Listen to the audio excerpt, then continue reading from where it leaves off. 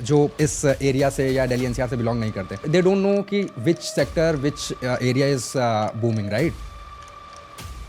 तुम्हें जो है किसी कंसल्टेंट के थ्रू, एक्सपर्टीज के थ्रू अगर आप नहीं जाओगे तो आने वाले टाइम में हो सकता है वो जिस प्रॉपर्टी को आपको लग रहा है प्रोजेक्शन बहुत अच्छा होगा, आई एम नॉट श्योर कि वो ऐसा होगा भी।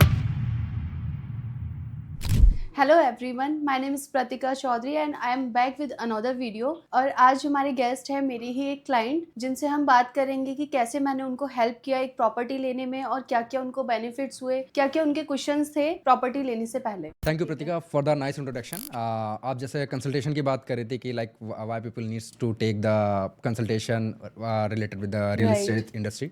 सो किसी भी डोमेन में हो, लाइक जो नॉर्मल जो पीपल हैं उन्हें आइडिया नहीं है, लाइक जो इस एरिया से या दिल्ली एनसीआर से बिलोंग नहीं करते, उन दे डोंट नो कि which sector which area is booming, right. So होता क्या है जनरली मार्केट में इतने ज़्यादा आपके जो सिस्टम है इतना डिस्पर्स वे में है कि लाइक आइडिया नहीं लगता कि एक्चुअल में क्या रेट चल रहा है, क्या तुम्हें रियल एस्टेट जो तुम्हारा बिल्डर है या तुम्हारा जो डेवलपर है उसके यहाँ से क्या रेट चल रहा है और एंड यूज़र को क्या रेट मिल रहा है, ठीक है। प्लस रेट तो एक सेपरेट चीज़ हो गई, पॉइंट है कि उसको projection next coming 2 to 3 years अगर लॉन्ग टर्म वो प्लान कर रहा है या शॉर्ट टर्म प्लान कर रहा है तो उसका गेन क्या होने वाला है, राइट। सो इसको समझने के लिए एक आपको अच्छा कंसल्टेंट हमेशा नीड पड़ेगी जो आपको गाइड कर सकेगा, क्योंकि वो उसी इंडस्ट्री में, फॉर एग्जांपल आप कोई XYZ कुछ भी काम करते हो तो आप उसमें एक्सपर्टीज है, राइट।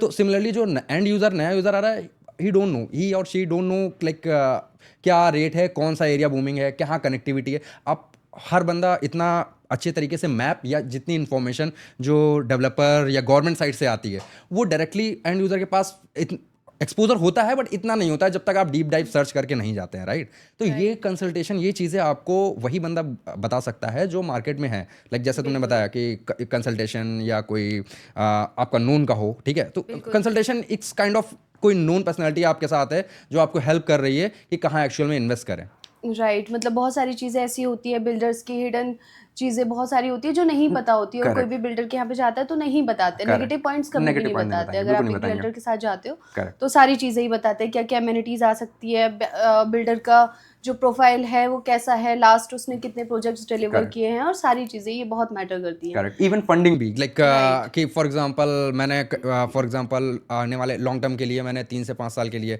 कहीं पे मैंने इन्वेस्ट करा, ठीक है। वो रेडी टू मूव नहीं है बट अंडर कंस्ट्रक्शन है, बट क्या उसका फंडिंग स्टेटस है, लाइक आपको लग रहा है लाइक सोशल मीडिया पे हर जगह सबने देख लिया, हाँ ये बन रहा है, बट पॉइंट ये है कि क्या एक्चुअल में वो 3 साल जो ड्यूरेशन उन्होंने टाइमलाइन दी है क्या उसमें वो डेवलप कर पा रहे हैं, और डेवलप वो कब होगा जब आपके पास फंडिंग होगी। तो वो फंडिंग की जो एक्चुअल स्टेट है वो कौन बता पाएगा, जो अंदर कोई बंदा होगा, राइट।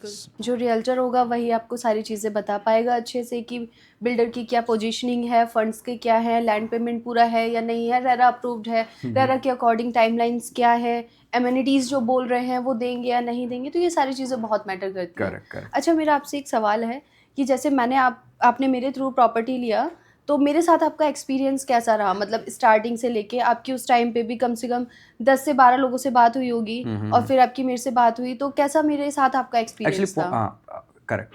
क्वेश्चन तुम्हारा सही है। पॉइंट ये है कि हर एंड यूज़र की एक अपनी अपनी वो होती हैं, क्या बोलते हैं उसको, नीड्स की। फॉर एग्जांपल अगर मैं फैमिली के साथ रह रहा हूँ तो I search for near by schools हो, मेट्रो हो, ये सारी चीज़ें हों, ठीक है। अगर इन केस मैं कहीं बैचलर रह रहा हूँ तो I have my own vehicle, तो I don't have an issue, market होनी चाहिए nearby, that is fine.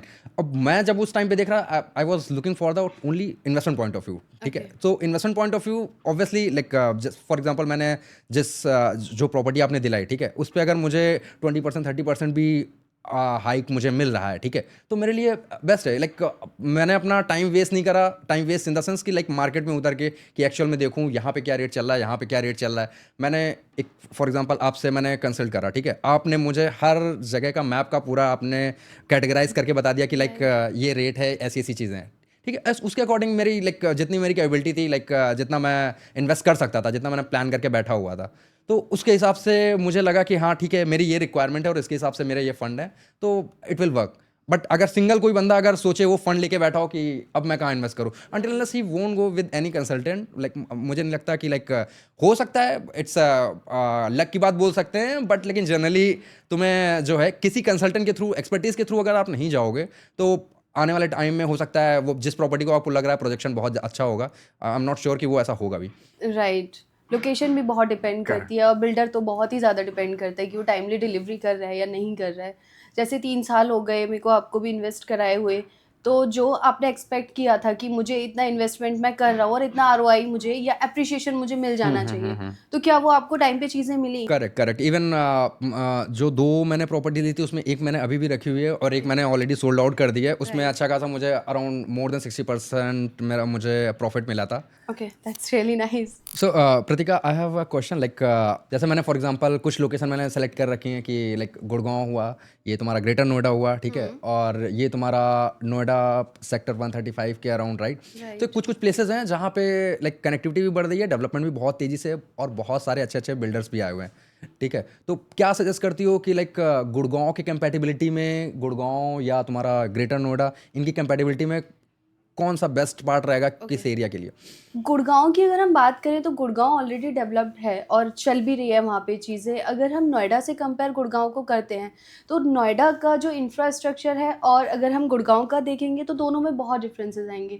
Gurgaon मतलब बहुत अच्छा है, सारी चीज़ों में बहुत अच्छा है, डेवलपमेंट भी अच्छा है, आईटी हब्स है, सारी चीज़ें हैं वहाँ पे, लेकिन वहाँ का जो इंफ्रास्ट्रक्चर है वो बहुत बेकार है, बहुत ज़्यादा। और जो नोएडा का मास्टर प्लान है वो उससे फार बेटर है, मतलब आप ऐसा बोल सकते हो 50 फार बेटर है। So you can say like Noida is a pre-planned kind of, right? Right. Right. And Gurgaon already developed है तो उसमें बूस्ट होने के इतने चांसेस नहीं है। Exactly. जो डेवलपिंग होता है उसमें आपको आरओआई मिलना ज़्यादा इजी रहता है, अच्छा रेट ऑफ इंटरेस्ट मिलता है। अच्छा, ऐसा है कि जैसे गुड़गांव जिस टाइम पे प्लान हुआ था और नोएडा जिस टाइम पे प्लान हुआ है तो टाइमिंग का भी बहुत ज़्यादा चीज़ें, टाइमिंग के अकॉर्डिंग भी चीज़ें चेंज होती हैं। उस टाइम पे माइंडसेट वैसा था।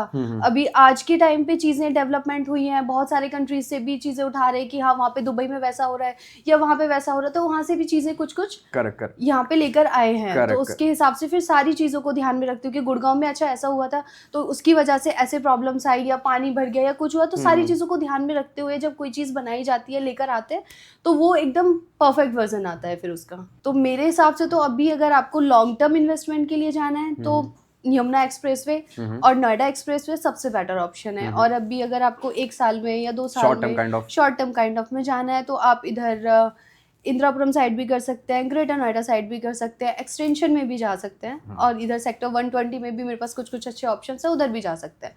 तो अगर आप ढूंढेंगे तो अच्छा ऑप्शन यहाँ पे मिल जाता है। और अगर लॉन्ग टर्म गेम जाना है, जैसे यमुना एक्सप्रेसवे पे भी आने वाले 4-5 साल में वापस से बबल आने वाले हैं, तो अगर 4-5 साल हम वेट कर लेंगे तो वहाँ पे हमारे पास बहुत अच्छा ऑप्शन है, बहुत अच्छा प्रॉपर्टी अप्रिशिएट करेगा। Nice, nice. Thank you, Pratika, for the detailed overview related Greater Noida, Delhi NCR और गुड़गांव। और next time, if I'm planning any new investment, so definitely I'll come with you. Or in fact, I would suggest to the people as well कि don't go without consultant. Don't. Thank you so much for this. जैसा कि अभी हमारा प्रशांत जी के साथ discussion हुआ, आपको कहीं पे भी कोई भी प्रॉपर्टी लेनी है या प्लॉट लेना है, इधर वो गुड़गांव हो या नोएडा हो, कभी भी बिना किसी कंसल्टेंट के या रियल्टर के मत लेना। सब्सक्राइब करो प्रतिका realtor for more such content और कंसल्टेशन और इन्वेस्टमेंट टिप्स के लिए। थैंक यू, और आपसे मिलते हैं अब नेक्स्ट वीडियो में।